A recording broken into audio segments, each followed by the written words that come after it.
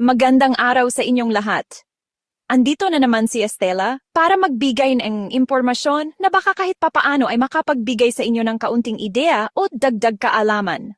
Bago ko simulan, gusto ko lang sabihin na gumagamit ako ng AI technology para mas malinaw at mas maganda kung maipaliwanag ang mga paksa na tinatalakay natin dito. Kaya kung mapapansin nyo na may mga larawan, lugar, at mga taong lumalabas sa video, layunin nito na mas maging enjoyable at mas malinaw ang ating usapan. Kaysa ako mismo ang haharap sa camera. Huwag kayong mag-alala dahil ako pa rin ang nagsasaliksik, gumagawa ng script, nag-e-edit at pumubuo ng buong video para maibahagi ko sa inyo ang pinakamahalagang impormasyon. Maraming salamat sa patuloy na pagsubaybay at tara't! Simulan na natin. Ito ang kwento ni Mang Lando, isang 52 anyos na tricycle driver. Sa loob ng ilang buwan, napansin niya na palagi siyang naiihi sa gabi, pero tiniis niya ito. Iniisip niya, lalaki ako, kaya ako to. Wala to. Nahihiya siyang magsabi kahit sa asawa niya. Lumipas ang 6 na buwan, mas lumala ang sitwasyon.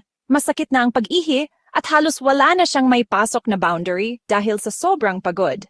Hanggang sa isang araw, bumigay na ang katawan niya. Dinala siya ng pamilya niya sa ospital. At doon niya lang nalaman, malala na pala ang kanyang prostate problem. Kinailangan niyang ma-confine at maoperahan agad. Maliban sa sakit na naramdaman niya, mas lalo siyang nahirapan na makita ang bill sa ospital.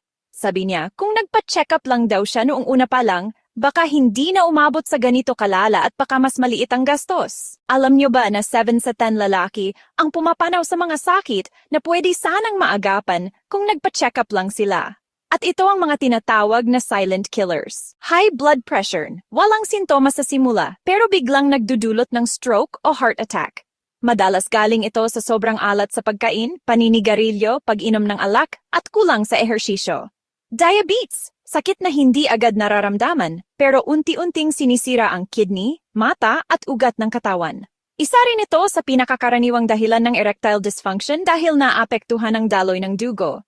Sanhi nito ang sobrang matatamis, soft drinks, fast food at pagiging overweight. Prostate cancer, tahimik sa simula, walang sakit, walang sintomas. Kapag huli na nalaman, mas mahirap gamutin. Mas mataas ang risk kapag may edad 50, pataas at may family history. Fatty liver, tahimik na sumisira sa atay dahil sa sobrang taba at alak. Kapag hindi naagapan, maaring mauwi sa cirrhosis o liver cancer. Cholesterol and heart disease, ang sobrang taba at cholesterol sa dugo ay bumabara sa ugat. Kapag bumara sa puso, heart attack. Kapag bumara sa utak, stroke. Galing ito sa oily food, yosi, stress, at kulang sa tulog. Kaya mga kaibigan, huwag hintayin na lumabas ang sintomas bago kumilos. Ang simpleng check-up ay pwedeng makaiwas sa libo-libong gastusin at pwedeng magligtas ng buhay. High blood pressure, walang sintomas pero pwedeng mauwi sa stroke. Diabetes, sinisira ang kidney, mata, ugat at madalas nagdudulot ng erectile dysfunction dahil sa mahinang daloy ng dugo. Prostate cancer, walang sakit sa umpisa pero biglang life-changing kapag late stage na. Fatty liver, tahimik na sumisira sa atay. Cholesterol and heart disease, bigla na lang bumibigay ang puso. Stroke patient, dialysis machine, hospital room, urgent. Kaya mga kaibigan, huwag nang hintayin lumala pa. Magpa-check up kahit 1 beses kada taon. Pa-blood pressure, blood sugar, at cholesterol test. At kung may kaibang nararamdaman, huwag ikahiya, kahit patungkol sa sexual health. Mas mabuting maagapan kaysa malate. Isipin mo to, kung hindi ka magpapa-check up ngayon, sino ang hahawak sa kamay ng asawa mo kapag nagkasakit ka? Sino ang tatayong-tatay sa mga anak mo kapag wala ka na? Huwag mong ipagpalit ang ilang oras na check-up sa posibilidad na hindi mo makita ang graduation ng anak mo o kasal ng bunso mo. Kung mahal mo pamilya mo, gawin mo na ito. Ngayon pa lang. At kung may kilala kang kaibigan, kapatid o tatay na nahihiyang magpatingin, i-share mo ang video na ito.